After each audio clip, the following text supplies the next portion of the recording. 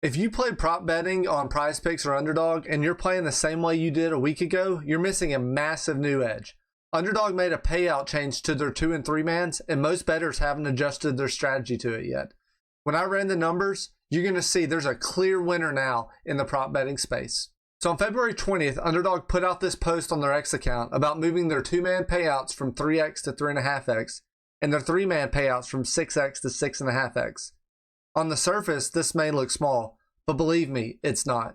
To break down the math real quick, let's just focus on 2-mans. So previously, under the old structure with 3x payouts, you needed to hit roughly 58% of your single entries to break even for 2-man bets. Well, now with this 3.5x payout change, that number drops to 53%.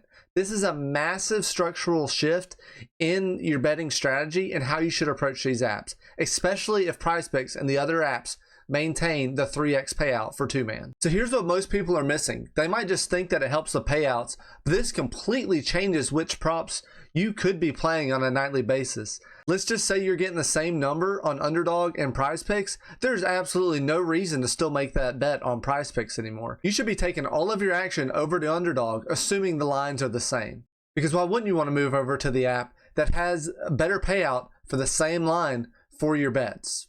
And when I plugged this into my model, the gap between platforms wasn't small, it was massive. So as you can see, the way I have my tool set up, everything is strictly based on that threshold value, especially on Underdog with the multipliers that vary so greatly from pick to pick.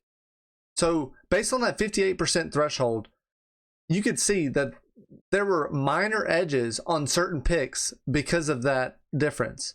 But now with the 3.5x and 6.5x payout and moving that threshold down to 53%, more props become viable, and these small multipliers now become even more in play than they were before. And especially when you compare it to PrizePicks, if they're offering the same lines, there's absolutely no reason to keep your money over on PrizePicks when compared to getting the better payout on Underdog. And this is even more prominent on the 2 and 3 mans. Until Underdog adjusts their payouts for the 4 and 5 mans, which still sit around that 57%, 58% threshold, you should only be playing these 2 and 3 mans. It is a massive edge to get this increased payout on such a small leg. The way I play, I just mix and match 2 and 3 mans. Yes, it might not be the most fun, but it is the most profitable, and it is the most strategic way you should be attacking these props on Underdog. For this example I put together, let's assume a 30% win rate on 2-mans, which comes out to about 55% win rate on single picks. So assuming you bet $100 a day, every single day for a full year, the only difference between PrizePicks and Underdog is the payouts. As you can see, we're looking at a 30% win rate on PrizePicks and a 30% win rate on Underdog. But you can see the payout from 3x to 3.5x has a massive difference. On PrizePicks, the expected EV is negative $10 a day at this win rate, while the expected EV on Underdog is plus $5 a day. So for this example, I randomized 10 bettors on PrizePicks at a 30% win rate. You can see their win rate over the entire year typically trends down with small variance here and there, but all of them in the year under break even. This is actually an average of negative $3,650 a year with that minus $10 a day.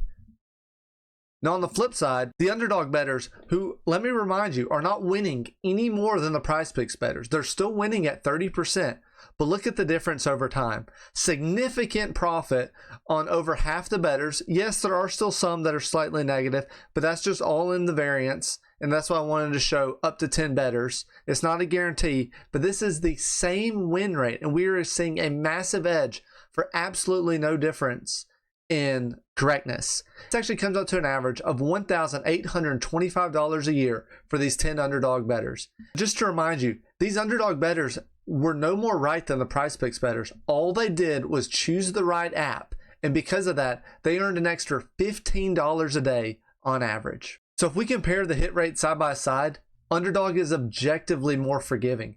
From a capital efficiency standpoint, you're simply getting paid better for the same correctness and same accuracy, which means over time, this compounds. I showed just one bet over the course of a year. What if you're making more than 300 bets?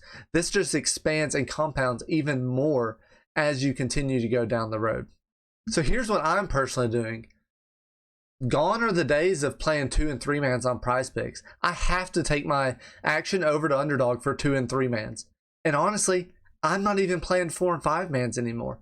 Why would I try to place a bet that is forcing me to be 57, 58% correct for the 4 and 5 man payouts when I can take the 2 and 3 mans and as long as I exceed that 53% win rate, I'll be profitable.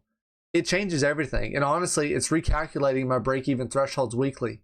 And just in this one screenshot alone, you can see for the medal matches for the Olympic hockey, I went 4 out of 6 on my single picks, but because I mixed and matched them in 2 and 3 mans, I actually was profitable on the week. While I still have to battle my Underdog limit of $25 a pick, I still can mix and match those 2 and 3 mans to be profitable. If all this is overwhelming with the change in threshold and especially how this applies with the different multipliers and different picks now, this is exactly why I built my tools.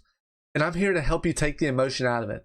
I take strictly a statistical and analytical approach to these bets. Is it above the threshold? If so, I'm attacking it. If it's below the threshold or too close to break even, I'm out. And that's how I've been able to maintain profit year over year on these prop sites. So when platforms change payouts, I don't want to be guessing on what's the new norm or what's the best choice now. I just update my numbers in my tool, and there it is, right there on the page, what you should be taking and how the change impacts your decision. If you're serious about long-term ROI, you're going to need tools like this to keep up with all these changes that these prop sites are throwing at us, and I'm here to help. Look, nothing changed with these picks. It's still a battle, us against the prop sites, on attacking their lines when they're off by a little bit. Taking advantage of these better payouts could have massive dividends over time as we continue to improve our efficiency. And right now, as long as the prop betting space is like this, you should only be playing 2 and 3 mans on Underdog.